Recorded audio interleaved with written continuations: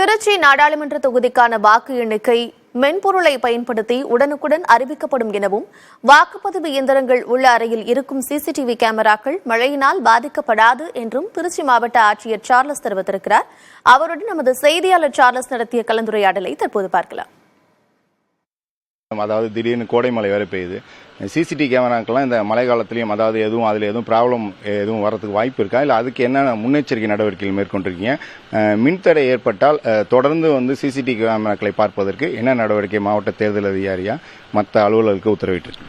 CCTV கேமராவை பொறுத்த வரைக்கும் 24/7 அது லைவ்லேயே இருக்கும். ஸோ ஆட்டோமேட்டிக் ஜென்செட் நம்ம கொடுத்துருக்கோம். பவர் கட் ஆனால் ஜஸ்ட் 3 செகண்ட்ஸில் திரும்ப பவர் ரெஸ்டோர் ஆயிரும்.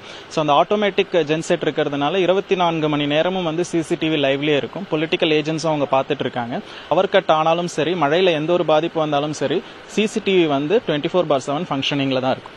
முக்கியமாக இந்த முதல் சுற்று அந்த முடிவு என்பது எவ்வளவு நேரத்தில் கொடுக்க முடியும்? அந்த அளவில் எதுவும் அந்த கால நேரம் எதுவும் நிர்ணயிச்சிருக்கீங்களா?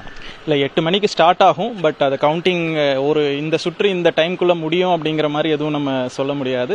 முடிந்த உடனே அடுத்த நொடி உங்களுக்கு டிஸ்பிளே ஆகிற மாதிரி நமக்கு கொடுத்துருக்கோம். அதுக்கான என்கோர் சாஃப்ட்வேரில் நமக்கு ரவுண்ட் வைஸ் நம்ம அப்டேட் பண்ணுவோம்.